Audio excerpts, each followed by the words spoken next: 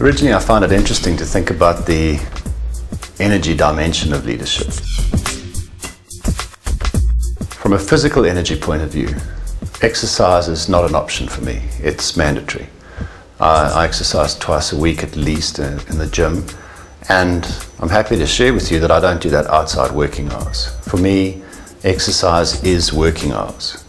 So my normal working day will start at about 5 in the morning, and it'll end sometime around 10, 11 at night.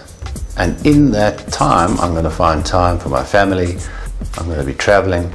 I'm going to be supposedly at work or physically in the office, and I'm going to be in the gym. The other thing that I'm more conscious of now is recovery time. Again, in my 20s, you could overload me with stress and I would just keep bouncing back for more. In my 30s and of course now in my 40s, I need a bit of recovery time. And I found that the better quality recovery time, the better the quality of my playing time. The third thing that I've had to learn to manage more carefully is alcohol. Again, come out of school, alcohol looks like your best buddy, and in your 20s you can probably get through some rough nights and some rough weekends and bounce back. By the time I got to my 40s and I looked back, pretty much every experience that I regretted in my life had some association with alcohol. And it was really having a negative impact on my energy.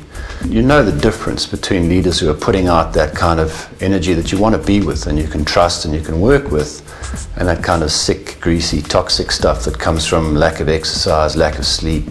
So for me, those were the three biggies. I had to manage alcohol a lot more carefully. And now, I drink because I enjoy it.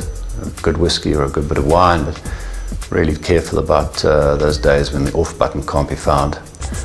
Many people find it easy to understand the need to do physical exercise and the impact that it has on your body.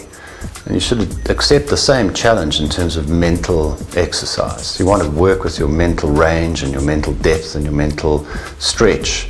Consciously work to increase your mental energy, that your brain can stay sharp and alive and alert 8, 9, 10 hours. The third energy area that I'm very conscious of is my emotional energy. And I found this one of the more difficult areas to develop. Once I was conscious that I needed to work on my physical energy, I quite enjoy the exercise, and everybody enjoys a bit of recovery time. I also enjoy the mental work. But taking ownership of my emotional state I found much more difficult. To make sure that I'm not too wild. There's a great ski story I heard. A ski coach I was on a ski lift with him, and he was trying to point out the difference to me of skiers that are natural and in flow and skiers that are just trying too hard. And he said, look down there on the slope and you see the people with the crazy wild hand action, and their hands are all over the place and the ski poles are all over the place as they're trying to throw their body into the positions necessary to get down the hill. And he says, look at the people who just look as if they're just gliding along through butter. And it's just a little hip sway, small movements.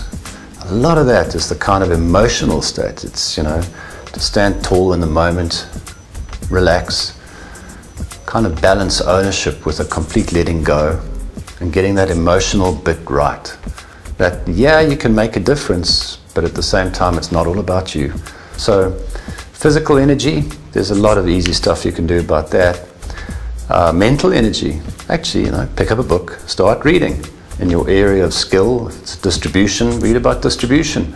And also read about leadership, and read about culture, and read about vision, and read about maths, it's fine.